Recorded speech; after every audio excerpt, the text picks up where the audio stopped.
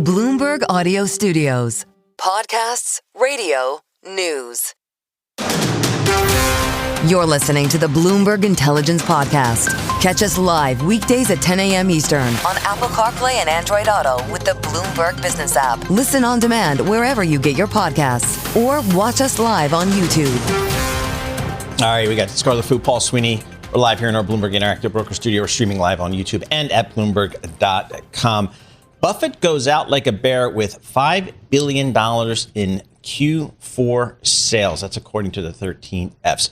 Matthew Palazzola joins us here, senior analyst who covers the insurance companies, including Berkshire Hathaway for Bloomberg Intelligence. He's covered that company for decades here. Was this the last quarter where Warren Buffett was actively managing, maybe, I guess, the account along with his co-managers there? So this is maybe the last time we can say Warren Buffett sold this or bought this? Yes, it is. So he was the CEO as of the fourth quarter. So these moves that we're looking at in the 13F took place in the fourth quarter of last year. To be totally fair, he's been stepping back. He probably wasn't behind a lot of this anyway, but this is actually the last quarter that you could even attribute these things to him. He remains chairman, so you never know. He'd be looming behind the scenes, but his last quarter as CEO. And the thing about his investment in Apple was that he famously said he was only investing in things that he understood and that typically did not include technology companies. But Apple, I guess he saw more as a consumer company than anything else. Yeah, I think so. And I think his thing was moats, right? And probably still is. But the iPhone moat and the infrastructure built in, I think those were appealing things. They have been pairing that investment, as we know. Part of that, and it's kind of a twist because he had said this at the annual meeting a couple of meetings ago, that it was a kind of tax reasons, that they had these huge unrealized gains in there, and that he thought taxes would be going up. Now, they're certainly not going to go up under the current administration kind of anytime soon, but Buffett is always long-term thinking, so I think that's what he was looking at, is we've got, tens of billions of dollars of unrealized gains that will be taxed, and I think it does still hold true that in 10 years from now, probably the corporate tax rate could be higher. And I think that was his concern and part of the reason they were taking down those big gains and those big positions. The conglomerate also cut its Amazon stake by 75%. They did. Wowzer. So Amazon, they initially got into Amazon in 2019. That was one of his investment deputies, I think, brought it to him then. Again, also like tech, but a retailer, right? Yeah. That position we calculated was up about 130 to 140% over the time they hold it. Nice, but kind of in line with the S&P 500. So it didn't really outperform. So I think it was kind of taking some money off the table. They sold, I believe, like 1.7 billion worth of that stock, cutting most of the position. So that one I think was probably company specific, didn't really outperform. They bought 4 billion of Alphabet last quarter. So, the kind of tech aversion, may be changing over time. What did he increase stakes in? So two big ones, Chevron and Chubb. So Chevron is their fifth biggest holding, I think. They, interestingly, I don't know if they were kind of betting on U.S. intervention in Venezuela, which happened kind of after the quarter. So you can't say that like Maduro got taken out and this stuff happened and they did it in reaction to it before, but maybe they were reading the tea leaves there. I don't know. It's a big holding for them. I think the kind of geopolitical energy play makes total sense. The other one is Chubb, which I don't want to get too excited thinking about an insurance mega deal here, but they are now they've been the second largest holder of Chubb stock. Chubb makes total sense. It is, in our view, a BI, cream of the crop insurance company, global reach, still growing nicely, great management. Like, it's a company that Berkshire would want to own. Now, Berkshire's got their own massive insurance business. Yes. The interesting thing is you've got two massive insurance businesses. They're actually quite complementary if one were to want to put them together. So the Berkshire business, very big personal auto and Geico, very big reinsurance, kind of global reinsurance. Those are two businesses that Chubb is not really in. There's some overlap in the kind of U.S. specialty businesses that they're both in, but it would be phenomenally complementary of those two businesses. I think there's probably a lot of hurdles to some sort of total deal there. Chubb's Chubb's market cap is $130 billion. Berkshire has $300 billion of cash, so they theoretically could buy Chubb in cash if they wanted to. But I think it's probably some cultural issues, and would Chubb really want to sell is the other thing. But it is something. As a stock, something Berkshire would want to own. Is that a strategy that Berkshire actually follows through on, where it starts off with a stake and then eventually decides, you know what, we're just going to buy the whole thing? Scarlet, yeah, they do that. So I think with Burlington Northern, which is a little bit before in time when they bought it, they did things like that, where they acquire the public stake and then they build it over time. That's why there was a lot of speculation about Occidental. Buffett then came out and threw cold water on it saying that, but it seemed like it was going along with their playbook of huge acquisitions that they made before. So you never now know. that Warren's out, can we have a serious discussion about a dividend? We can, I think. We'll get you on the phone with Greg Abel and see what he says. But right. I think our take has been in the early years, Abel will probably adhere to the ethos of Berkshire, and I don't think he's going to come in and start breaking down walls. I don't think anyone would like to see that, especially if Buffett's still there. And they have tremendous excess capital. Buffett has praised Abel as being a great capital allocator, great capital manager. And they've also said we literally can't, there's so much money we can't put it to work in a reasonable way.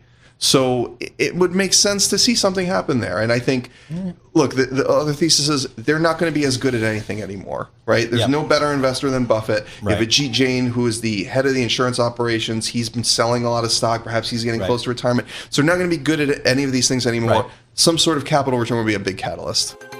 Stay with us. More from Bloomberg Intelligence coming up after this.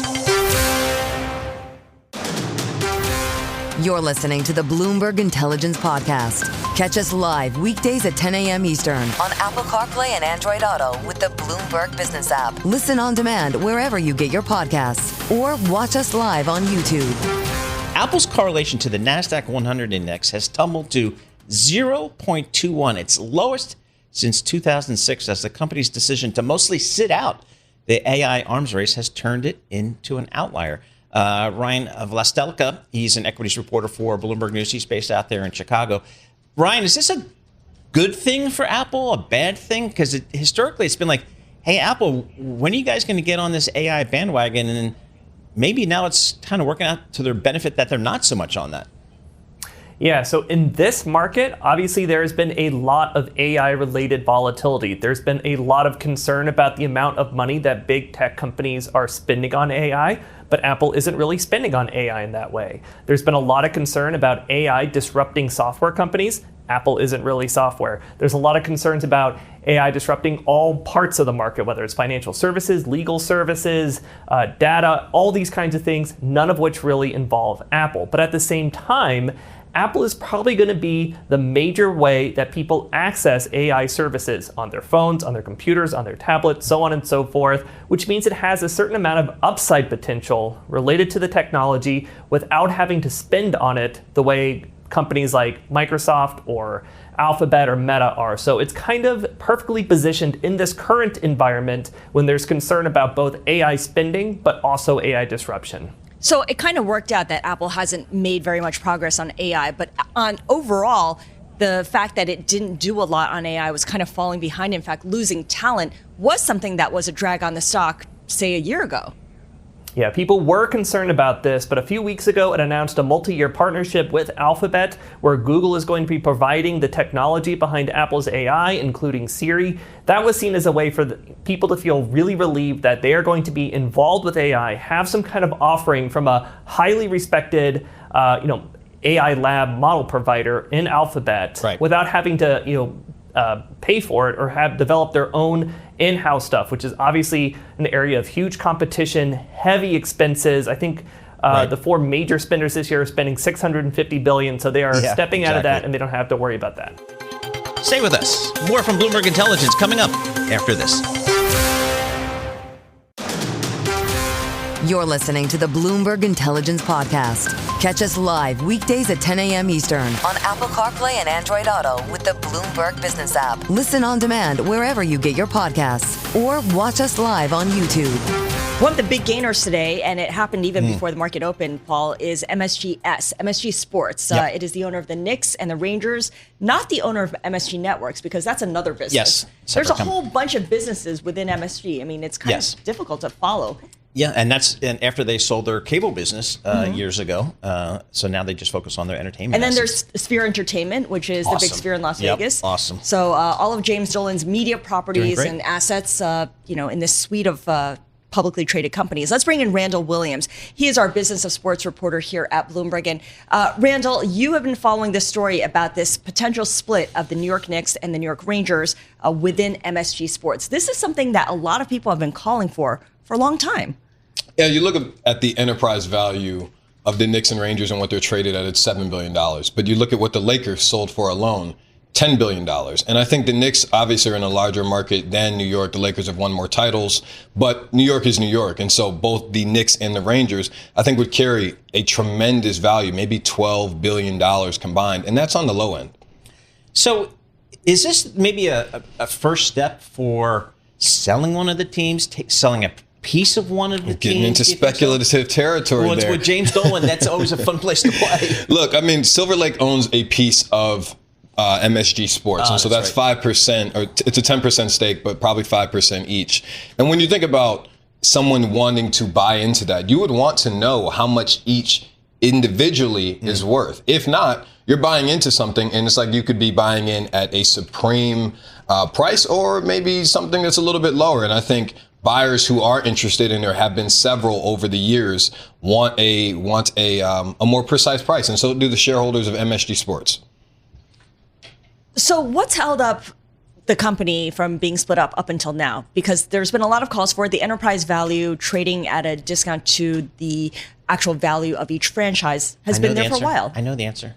No, Tell go us. ahead. Tell us. Super voting stock is from the Dolan Control. family. Yeah, Control. I think that James Dolan has long been the controlling person for all of these companies. Yep. He decides For better or for worse. Yes, exactly. He decides, what he wants to do, and there is a board of directors that voted on this, but this would have never been up for a vote had James Dolan not said, you know what, maybe we should consider this. And then from there on, things happen, and then they vote on this. Madison Square Garden and James Dolan, did they own the garden itself, the building?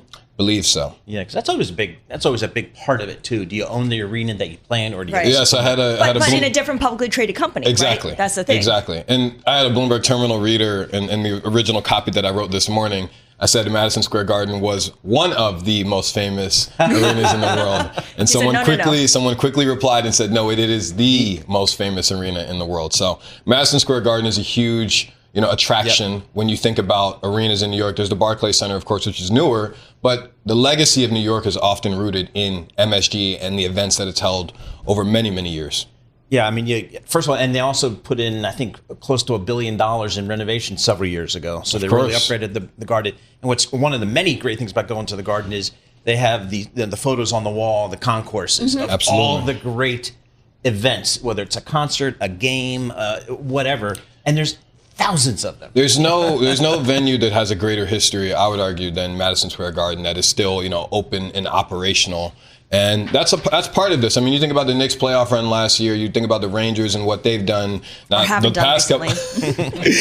past 2 seasons, but in the seasons before that. All of these things, when they eventually win, God willing, it isn't MSG. It isn't one of the deals where they're in a away game and then they have to come back. If it happens in MSG, that will probably be the biggest moment in that arena in the last 25 years. And so, whoever wants to buy into that potentially is going to want a good value at it. There was also a note from Lightshed that pointed out that there's a new tax law that goes into effect for the 2028 fiscal year that, for public companies, limits deductions on $1 million to $1 million per covered employees. For sports teams, it's easy to find a lot of employees that make at least $1 million a year. So once this goes through in 2028, that's going to put the company in a negative free cash flow situation, unless the Knicks, for instance, go deep into a playoff run or the Rangers go deep into a playoff run. So it also allows the company, for tax reasons, to be in a better position. Absolutely. I mean, there's not a lot of publicly traded sports companies out there for this reason in particular. And you think about all of the big ones. You think about the Kroenke Sports and Entertainment, which houses the Rams, the Nuggets, I believe another soccer team, and so many more. It's private. And that's for a reason. But this one is unique, and Madison Square Garden is Madison Square Garden, and Knicks is the Knicks, and the Rangers are the Rangers. Another big trade that a lot of people are thinking about in professional sports is in the NFL with the Seattle Seahawks. Yes. What's the status of that? Because NFL teams don't come along very often. Sure. So the NFL's Finance Committee has been talking about this for over a year, and I think things just are at a point now where the ownership group in Seattle, the trust of Paul Allen, the former co-founder of Microsoft, is at a point where they're ready to sell. They hired some lawyers, right? They have. That's reported by SBJ. I don't believe the paperwork is signed just yet, but I trust Ben Fisher.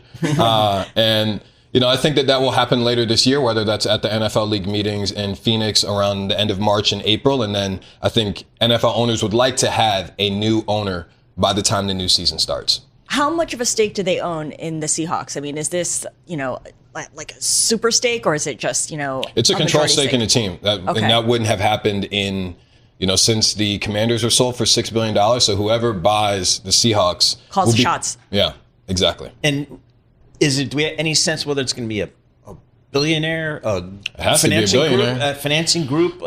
Look, there's so many buyers. The NFL's finance structure sees that a controlling owner has to have 30% of a team up front. So it isn't a situation where, you can take on some debt, but not a lot. Mm-hmm. And 30%, I would imagine, I said this earlier, I think the Seahawks will trade for at minimum $8 billion. Wow. 30% of that is going to be around $2.5 billion in cash. There's not a lot of people who are willing to just write a $2.5 billion check in cash and then raise the money around it, because it isn't just raising the money. It's communicating to those people that you're trying to bring in your ownership group that, hey, I run this, but you're welcome to come on board the ship so long as you understand that you're not the captain. Right. And that's tough for a lot of people. Josh Harris did it, but he did it without private equity. Private equity is an option now. And so whoever buys this, whether it be, Jeff Bezos or whoever, Jeff Bezos considered buying the Commanders, is going to have to write a hefty check. Stay with us. More from Bloomberg Intelligence coming up after this. You're listening to the Bloomberg Intelligence Podcast. Catch us live weekdays at 10 a.m. Eastern on Apple CarPlay and Android Auto with the Bloomberg Business app. Listen on demand wherever you get your podcasts, or watch us live on YouTube. Let's talk a little technology here. I got the S&P. I got the Nasdaq, which is where you find a lot of the tech names. It's up 1.4% today, so that's a nice move. And there's always news in the tech sector, which is why we have to chat with Mandeep Singh and Anurag Rana and all the folks at Bloomberg Intelligence cover the tech space so often. Meta Platforms agreed to deploy millions of Nvidia processors over the next few years. Mandeep, what does this mean? Is it new? What's going on here? Well, it's not really new because Meta is among the top 2 customers for Nvidia chips.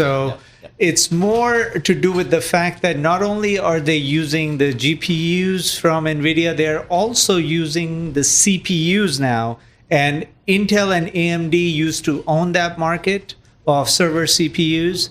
And what Nvidia is saying is, we'll give you a better throughput, a better performance if you end up using our GPU cluster, complement our CPUs. And I think overall, that's Meta's way of making sure they get the supply from Nvidia, because we heard that at least 10 times from Jensen this year. The demand is really strong, and they get to decide who they allocate their chips to. So this is one way that Meta is making sure they have the supply. Yeah, well, it makes a lot of sense. Yeah.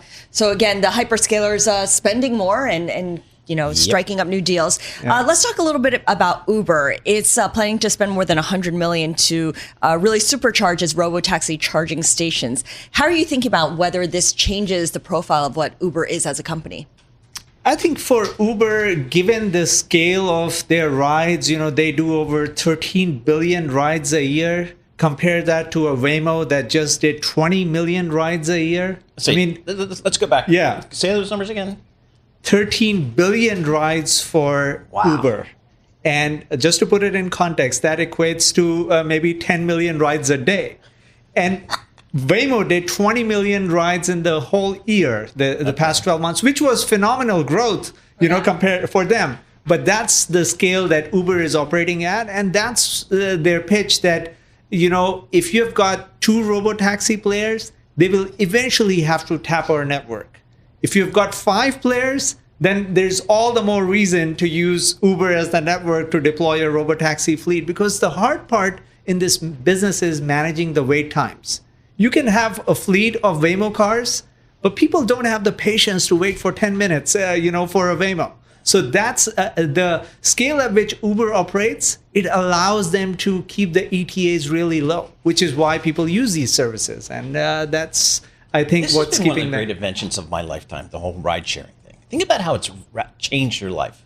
I know. I mean, it's, Back in the day, what did you have to do, right? Yeah, and we have with our kids, we have this thing, don't drink and drive, don't drink and drive. They're like, nobody drinks and drives. Yeah, I know. They look at nobody you does like that. you're crazy because Exactly. there's a solution for that. Yeah, Actually, the they people grew who up drink with and drive are full-grown adults. Yes.